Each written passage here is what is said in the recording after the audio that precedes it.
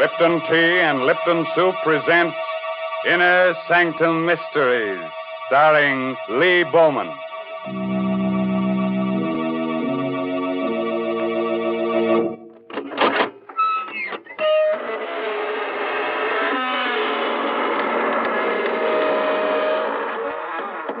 Good evening, friends. This is your host, Raymond. Welcome to the Inner Sanctum. Come in, won't you? What are you staring at? The walls. Well, you know that old saying about walls having ears. Well, these walls have eyes and a nice assortment of fingers and hands. One of them has a heart, but you can't beat that.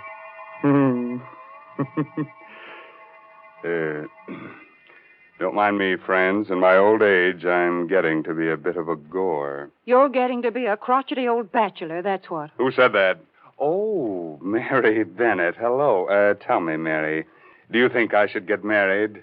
You know, I used to have a girlfriend, but she threw me over. She was a vampire. She said I wasn't her blood type. Oh, Mr. Raymond, please, what a silly thing to say. More and more, I'm convinced that what you need is a wife. I'd just love to see the way a wife would handle you. Would you send me a wedding present, Mary? I sure would. I'd send you a big supply of Lipton's noodle soup. You know, I'll bet your wife would appreciate that. My goodness, in the old days, it took a woman all day to make a pot of noodle soup, whereas nowadays it only takes a jiffy. That is, when you use Lipton's noodle soup mix. But Lipton's has got the same homemade taste, believe you me. It's got the same chickeny flavor. Yes, sir, a hot plate of Lipton's noodle soup is a grand welcome home for the whole family. One whiff of that savory Lipton's noodle soup, and folks feel relaxed and ready for dinner with a rousing good appetite. Well, now, that's a very pretty picture, Mary. Which reminds me, our story tonight is about one of the fine arts, murder. It's called Death is an Artist, an original tale by Frederick Matho. And our star is from Hollywood, Lee Bowman, soon to appear with Rita Hayworth in the Columbia Technicolor picture Tonight and Every Night. So, curdle close to the fire and turn the lights down real low. By the way, if you have a little spook or two in your home, looking behind your shower curtains before turning on the water is the courteous thing to do. Otherwise, you might be dampening your spirits. Now let's get on with our story. I'm Stevie, a reporter. I'm what's called a police reporter, because I hang around police stations for my stories. But tonight, I'm the best reporter in the world, because I've got that kind of a story that's only given to one writer in 1,000, once in a lifetime. This story begins with the end of a man's life. Yesterday, an old man living alone with his 5 cats on an abandoned barge under the Brooklyn Bridge cut off the heads of 4 of his cats, then expertly slit his own throat from ear to ear. At 6 o'clock on the morning we got the flash about this old man, I was playing cribbage with Mike, my police pal, at the station house squad room. Burke, the desk captain, was snoring his head off. Okay, Mike, there it is. Go, 121 points. That last run made it. You're the luckiest jerk, Stevie. We're both lucky. Not a call the whole night. Sure hate to drive out to anything in this blizzard. Uh-oh. Police, 84th Precinct, Brooklyn. What? Yeah. Wait, say that slower. You haven't seen him in a week. His cats ain't around. Oh, but lady... Huh? Blood in the snow. Well, that's different, sure. Yeah, okay, thanks. What's up, Captain? Some dame passes an old barge down the foot of the bridge on her way to work every day. Says an old bum lives there with his cats. Don't tell me I gotta rescue a cat now. No, this coot talks to her real polite every morning. But she ain't seen him in a week. Today she goes to look close like, and finds blood in the snow near the door. So... So we go see. Well, probably went south for the winter, huh? Coming along, Stevie? Yeah, but I don't like it. Burke mentioned cats, and I hate cats. And I hate people who keep cats.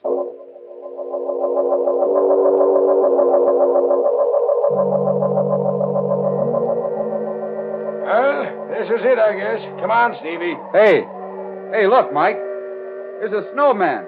So what? Haven't you ever seen a snowman? Yeah, but look. That's not an ordinary snowman. It's a beautifully sculptured head of a woman made out of snow. Ah, come on. It's cold. Let's get inside this scow here. Hey, open up. Open up there. Open up inside. There is blood out here, Mike. Look. See? Here's where the woman's footprints stop. Okay, Sherlock. Help me bust this door. Okay.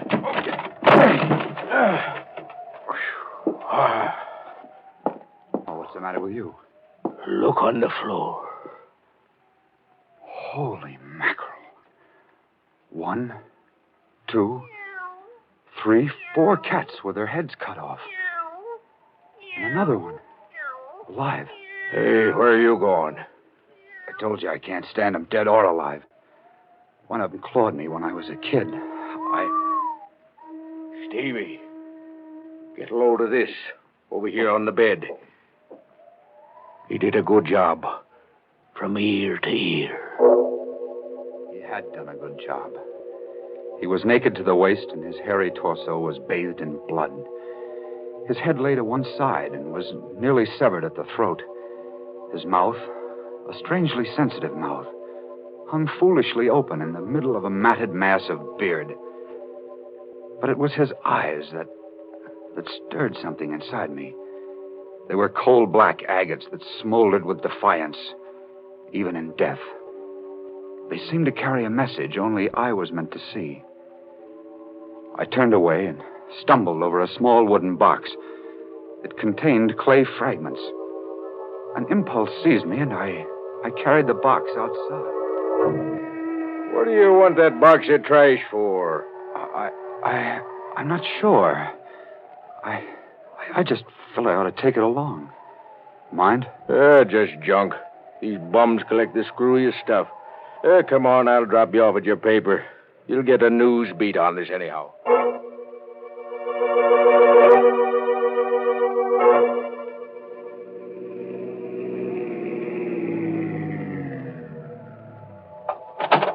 Okay, Mike.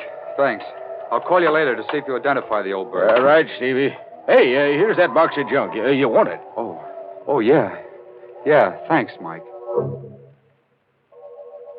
I wrote the item. All we could learn was that he was Ivan. No fingerprints on record, no relatives, just Ivan. So he stayed just Ivan to 250,000 readers and to the police. But to me, he was a man who had not yet died. I poked through the rubble of clay in the box, and I was about to throw the whole mess out when a time-blackened metal tag caught my eye. It was the kind of tag used to mark paintings or statues. It read, Agatha, January 2nd, 1924. 20 years ago, today. And below that was a name, Ivan Thorne. The name jangled a bell in my memory. It frightened me. It fascinated me. I rummaged in the box some more. A hunch grew to certainty.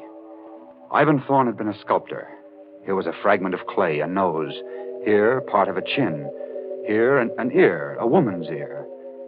And the snow image of a woman's head came to mind. Why did Ivan Thorne, a sculptor of obvious talent, do a head of a woman named Agatha in clay, then on the same date, 20 years later, as a bum, reproduce it in snow and slit his throat? I found the answer in the yellowed clippings of the newsroom morgue.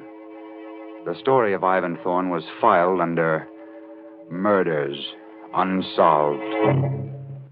After I'd read the story, I marched into GC's office. Hey, what's up, Stevie? They study the Brooklyn Bridge again? No. You read the item on the old guy I found with his throat cut? Sure. Cut off his cat's heads, then his own, unidentified. Good item. I know who he is. Was. Yeah? Story? Story. You got time to listen? Shoot. Well, this begins in a sculptor's studio off Washington Square on a stormy night long ago. Ivan Thorne and Agatha, his wife, were having words. For the last time, Agatha. Are you really going through with this divorce foolishness? For the last time, yes. I'm tired of living from hand to mouth. I'm tired of your stupid statues. I'm tired of your stupid cats. I'm tired of you. All right. I'll give you the divorce. You can marry Greg Stevens. He'll give you everything you want. But Horace stays with me. I want custody of the boy. The court will decide that. Agatha, I've been working on that head of you for a year. It's good. I think the museum will... Oh, that thing? It doesn't even come close to looking like me. Of course, that head isn't you. It's what I remember you as when I first met you. Ivan, let go of me. You're hurting me. All right. I'll let go of you. But I'm going to finish that head, Agatha. And you're going to help me. I will not. You'll get your divorce. Only if you agree in writing to pose me one day each month for 6 months. I must finish it. 6 months, hmm? And what about Horace? He's away at school all the time. We'll let the court decide a decent arrangement. All right, Ivan, I'll do that. Give me that pen. Here. I, Agatha Thorne, agree to pose for a sculptured head by Ivan Thorne on the first day of each month for 6 months. Signed, Agatha Thorne. There you are. Now, get out. Get out before I break your neck.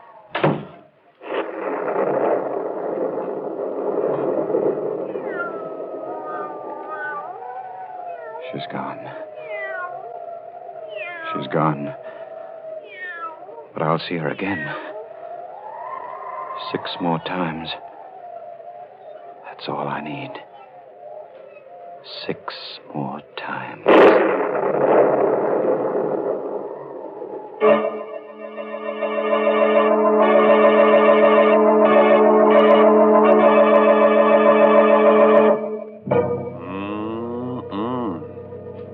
Sounds to me like this Ivan guy is working up a neat little catastrophe. Mr. Raymond. Yes, Mary. I got to thinking about that snowman they found. Did you ever make a snowman? Oh, sure, and I cut off his head for a souvenir. Kept it in the icebox over the summer. And you're teasing me, Mr. Raymond. But you know, when I was a child, we used to spend all afternoon making a snowman. And then we'd go in the house for supper with our cheeks red as a frost apple and with a real country appetite. The house was so warm and cozy. Yes, and filled with all the exciting smells of good cooking. You know how children are. They play in the snow and then come in ready to eat you out of house and home. And I've got a grand suggestion for these winter night suppers. Lipton's Noodle Soup Mix. It's such a heartening dish. Thrifty, too. Costs a lot less than canned soups. Yes, Lipton's Noodle Soup just seems to belong to folks young and old who've got a healthy appetite and a yen for homemade chickeny-tasting soup. Mary. Yes, Mr. Raymond? Mr. Bowman is waiting to resume his part of the young police reporter, Stevie. That's right. You remember, Stevie told his editor that Ivan was divorced by his wife, Agatha, 20 years ago, and how the events that followed turned the sculptor into the tired old bum he was when he slit his throat under the Brooklyn Bridge. Well, Stevie, did Agatha get her divorce? Yes, and the court gave her custody of their 6-year-old kid, Horace. She married Greg Stevens, and according to these clippings, she kept her agreement with Thorne. She posed for the head he was doing of her so that he could finish it. The first day of each month for 6 months, huh? Yeah. How'd he take the divorce and losing his kid and all? Beautifully. So everybody thought. It got to be the talk of the town. The three of them, Agatha, Greg, and Ivan, seemed to get along fine together. The Stevenses were frequent callers at Thorne's studio. Oh, I say, Thorne, why won't you show me the head you're making of Agatha? It isn't fair, you know. Not till it's finished, Greg. You wouldn't appreciate it as it is now. It really is good, Ivan. When will you finish it? Yes, Ivan, when? I want to finish it on New Year's Day.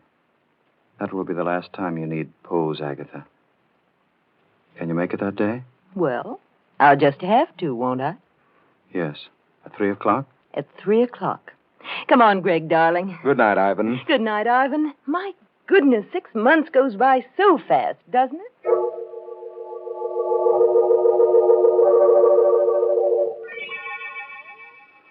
6 months. I gave them 6 months. Monday, it's over. Monday is the last day she poses for me. Monday, I'll finish that head. I love her. And for 6 months, 6 centuries, she belonged to that idiot. He took my son from me. You can't hear me, Agatha. Can you? This is you and Clay. You can't hear me. Everybody thinks it's wonderful that Ivan Thorne is such a good sport about it. I fooled them all. I fooled you. Yes.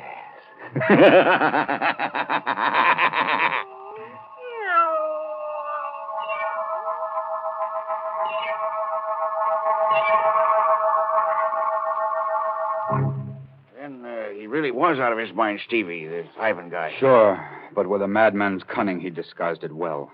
At that point, only his cats knew it, I guess. New Year's Day, 1924, was a howling wintry day. Neighbors later testified to seeing Ivan's massive frame, coat flailing open in the wind, eyes staring, unblinking, as he turned into his building. It was the last time they saw him. In his studio, Ivan kicked his door shut and began talking to Agatha's statue, as he'd gotten into the habit of doing now for some time. I'll set the table by the fire, Agatha, just as we always did. You like that. And I'll set a place for little Horace. Oh, I know you don't want him to come here, but we'll just make believe, huh? Agatha, I must pull myself together. Happy New Year, Agatha. Come in, come in. And the same to you, Ivan. Oh, let me get to that fire quickly. I'm frozen up. Why are you bolting the door? The draft rattles the door. Here, give me a coat. Now, how about a bite? By the fire? Why, Ivan. How quaint. Just like old times, hmm? This is the last time you'll come to pose. Have you minded living up to our agreement? No, Ivan. You've been very decent about it. But tell me, why are you so set on finishing the head you're doing of me? Have you ever seen a human skull, Agatha? Ugly thing. Long after that pretty head of yours becomes a skull, the head I'm making of you will live in ageless bronze. That's why I'm so anxious to finish this work. I see. Well, shall we start, Ivan?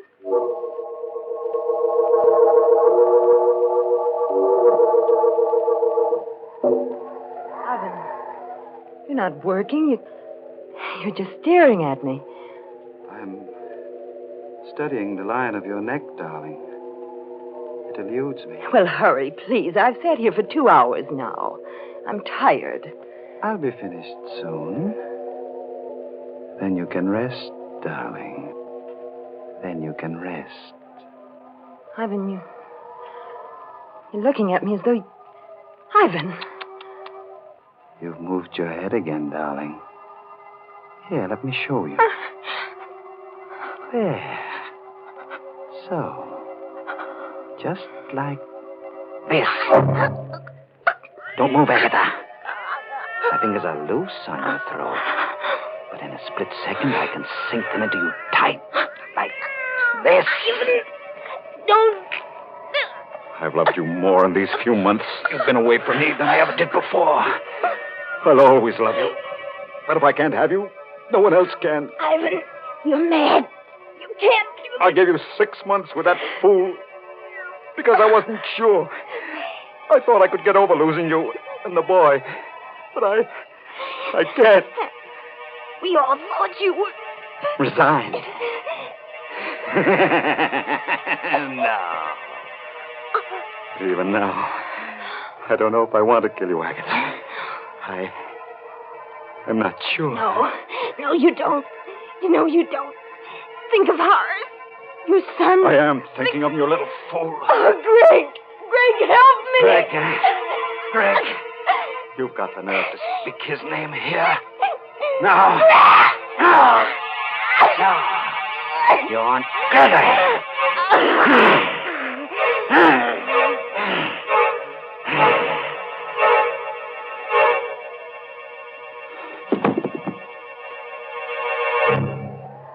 Agatha, I did it. But you made me do it. How beautiful you are. Dead. Look at this clay head. Agatha, see. I was wrong. You're much more beautiful. I've changed my mind. I don't want fame. I don't want a statue. I want you. See, Agatha, I've broken it, smashed it. It's Greg Stevens who should die. He did all this to us. Yes. I'll go see Greg. That's it. But I must be careful now. I must make Greg suffer. Oh. I have it. Yes. He must know that he, too, has lost Agatha.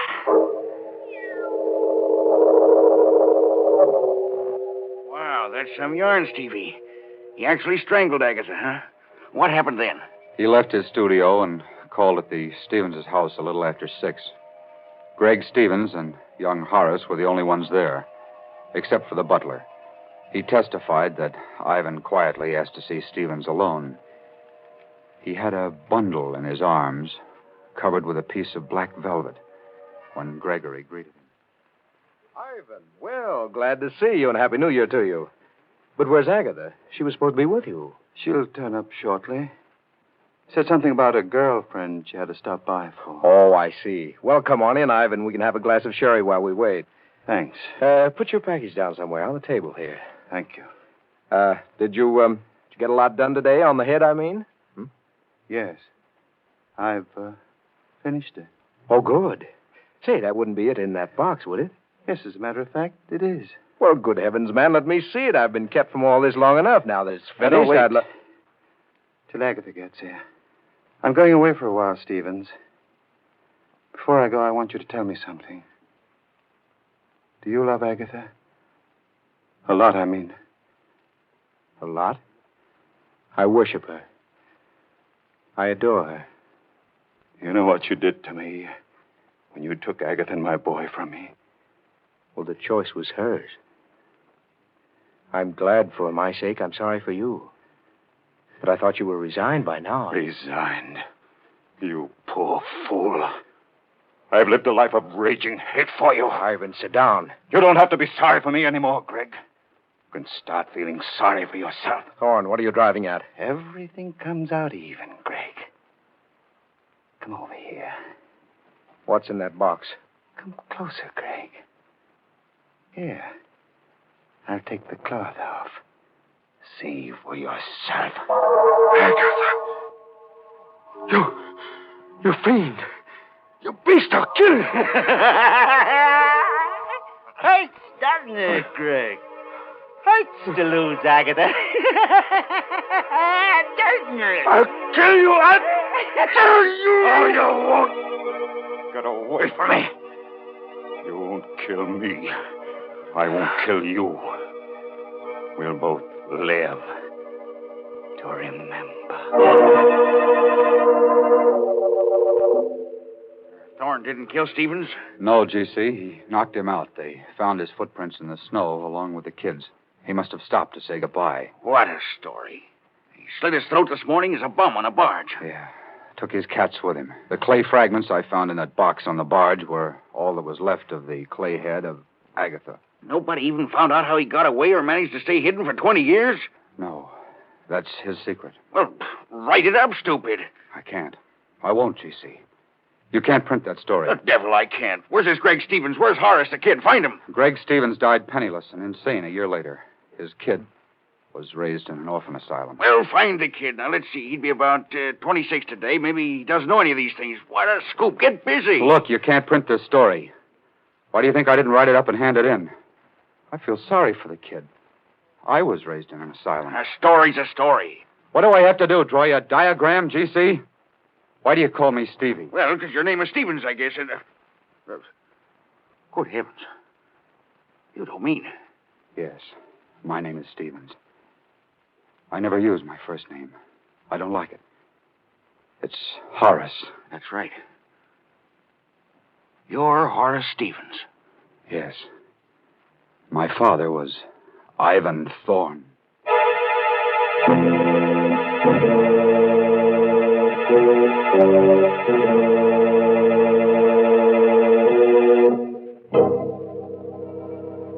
You have a little sculptor in your home.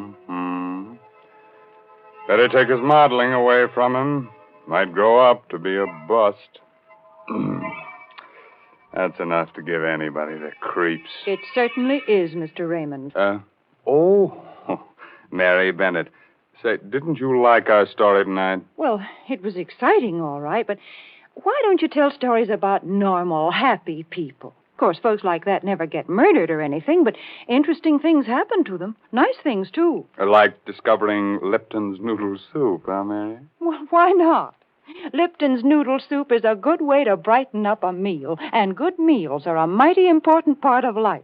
So, folks, maybe you've tried other envelope soups, but if you've never tried Lipton's noodle soup, you've got something real nice ahead of you, because Lipton's is the favorite noodle soup of them all. Our moral for tonight is don't drive alone.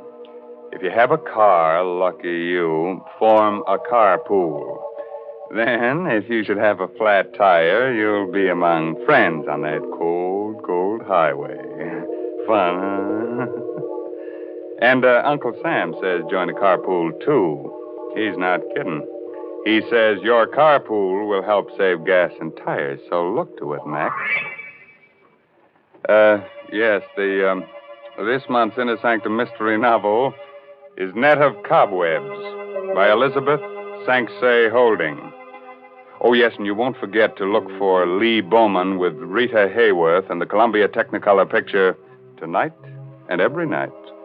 Well, now it's time to say goodnight until next week at the same time when Lipton Tea and Lipton Soup again present another Inner Sanctum mystery directed by Hyman Brown. Good night. Pleasant dreams.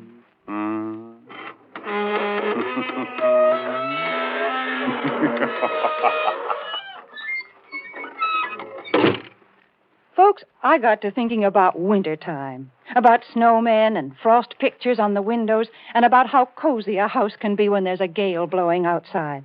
And then I got to thinking about Lipton tea, because a cup of Lipton's, the tea with that brisk flavor, really hits the spot. It's so cheerful and warming. You know, the word brisk, B-R-I-S-K, means that Lipton tea has a fresh, lively flavor. It's never thin or wishy-washy. That's why Lipton's is America's favorite tea. So don't forget to ask for it when you go to the grocery store. And don't forget to tune in next Tuesday night for another Inner Sanctum mystery.